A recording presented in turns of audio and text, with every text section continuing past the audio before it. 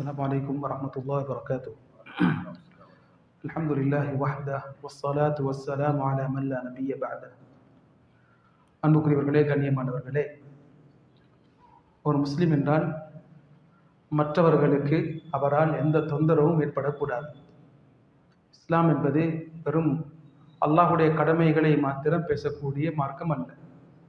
அல்லாஹுடைய கடமைகளை நிறைவேற்றும் சந்தர்ப்பத்தில் மனிதர்களுக்கும் செய்ய வேண்டிய கடமைகளை பற்றியும் பேசிய மார்க்கம் தான் இஸ்லாமிய மார்க்கம். ஸல்லல்லாஹு அலைஹி வஸல்லம் அவர்கள் ஒரு முஸ்லீம் என்றால் யார் என்பதை பற்றி ஒரு ஹதீஸில் சொன்னார்கள். அல் முஸ்லிம் மன் சலிமல் முஸ்லிமூன மின் லிசானிஹி வயதிஹி. உண்மையான முஸ்லீம் யார் என்றால் மற்ற முஸ்லீம்கள் இவரது நாவு இவரது கை இந்த இரண்டிலிருந்தும் பாதுகாப்பாக மற்ற முஸ்லீம்கள் இருந்தால் அவர் தான் உண்மையான முஸ்லீம் என்று ஸல்லல்லாஹு அலைஹி வஸல்லம் சொன்னார்கள். எமது பேச்சும் எமது செயலும் மற்றவர்களுக்கு எந்த ரீதியிலும் தொந்தரவை கஷ்டத்தை கொடுக்கக்கூடாது.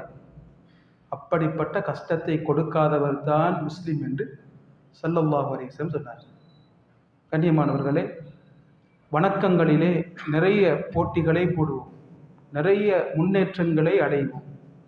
ஆனால் இந்த பகுதியில் கோட்டை விட்டு விட்டால், கோட்டை இருக்கும் என்றால் ஒரு மனிதனுக்கு உலகத்தில் வெற்றியை போன்று தெரிந்தாலும் நாளை மறுமையில் தோல்விதான். நாளை மறுமை நாளையிலே ஒரு மனிதன் மலையளவு அமல் செய்து விட்டு வருவானாம். பெரிய மலையளவு அமல்கள் இபாதத்துகள் இருக்கும். ஆனால் அல்லாஹ் சுப்ஹானஹு வ தஆலா அவரது அமல்களை வீணாக்கி விடுவான், பரத்தப்பட்ட தூசாக மாற்றி விடுவான். ஒருவர் வருவாராம், வந்து சொல்வாராம், யா அல்லாஹ், இவரை என்னை பற்றி புறம் பேசினார், இவர் எனக்கு ஏசினார்.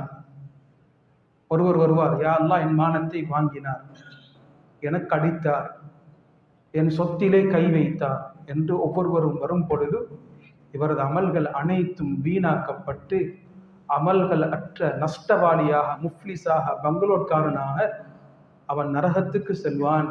இவர்தான் பெரும் நஷ்டவாளி என்று நபி ஸல்லல்லாஹு அலைஹி வஸல்லம் ஹதீஸிலே சொன்னார். கண்ணியமானவர்களே, பேச்சுக்கள் என்பது மிக முக்கியமானது.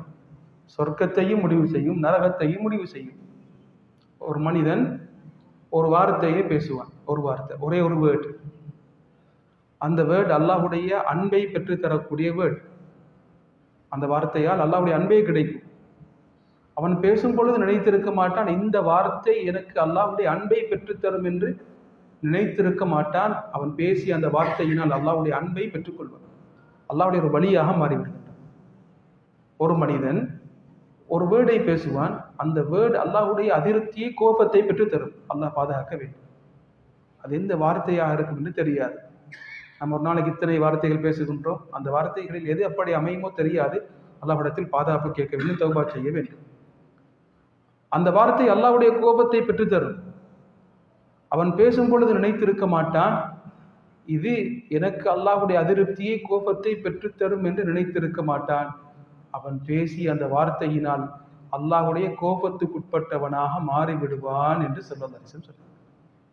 பயங்கரமான ஒரு எச்சரிக்கையான ஒரு ஹதீஸ் இது. எனவே அன்புக்குரியவர்களே, கண்ணியமானவர்களே, எமது பேச்சு அதில் அடக்கம் இருக்க வேண்டும், அதில் கட்டுப்பாடு இருக்க வேண்டும். ஸல்லல்லாஹு அலைஹி வஸல்லம் சொன்னார்கள், யார் அல்லாஹ்வை நம்பி இருக்கின்றார்களோ ஃபல்யகுல் கைரன், நல்லதை பேசட்டும், நல்லதை பேசட்டும். பேசுவதற்கு இருக்கும் என்றால், நல்லது இருக்கும் என்றால் பேசட்டும். அவு லியஸ்குத், அல்லது சைலண்டாக இருக்கட்டும். எமது பேசிக் சைலண்ட். நாம் நினைப்பது பேசிக் பேச்சு தான் சார். பேசாவிட்டால் கேட்போம், என்ன பேசாமல் இருக்கிறான்னு கேட்போம். அடிப்படை சைலண்டாக இருக்க வேண்டும். பேச்சு தேவையாக இருக்க வேண்டும்.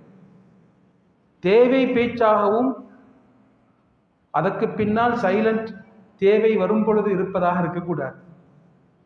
அடிப்படை மௌனமாக இருக்க வேண்டும். தேவை இருந்தால் பேச வேண்டும். பேச்சுத்தான் மனிதனின் வாழ்க்கையை முடிவு செய்யும், ஆகிரத்தையும் முடிவு செய்யும். இரண்டாவது, எமது எந்த செயல் மூலமாகவும் மற்றவர்களுக்கு தொந்தரவு ஏற்படக்கூடாது, மற்றவர்கள் கஷ்டப்படக்கூடாது, மற்றவர்கள் கவலைப்படக்கூடாது. எமது வார்த்தைகள் மற்றவர்களுக்கு சந்தோஷத்தை ஏற்படுத்தக்கூடியதாக இருக்க வேண்டும். மிகப்பெரிய அமல் என்று ஸல்லல்லாஹு அலைஹி வஸல்லம் அவர்களுக்கு கேட்கப்பட்டது, ஒரு முஸ்லிமுடைய உள்ளத்திலே ஏற்படுத்தக்கூடிய சந்தோஷம். அஸ்ஸலாமு அலைக்கும் என்று சிரித்த முகத்துடன் சொல்கின்றோம். அல்ஹம்துலில்லாஹ் எனக்கு எப்பொழுதும் சலாம் சொல்லிக்கொண்டே இருக்கிறார் என்று ஒருவர் சொல்கின்றார். இது மிக பெரும் ஒரு இபாதத், மிக பெரும் ஒரு இபாதத். எப்பொழுதும் மனிதர்களை சந்தோஷப்படுத்தக்கூடிய காரியங்களை நாம் செய்ய வேண்டும். எந்த சந்தர்ப்பத்திலும் எமது செயல்கள் மூலமாக மற்றவர்கள் தொந்தரவுக்கு கஷ்டத்துக்கு ஆளாக கூடாது. எனவே முஸ்லிம் என்றால் வெறும் வணக்கத்தை மாத்திரம் செய்பவன் அல்ல.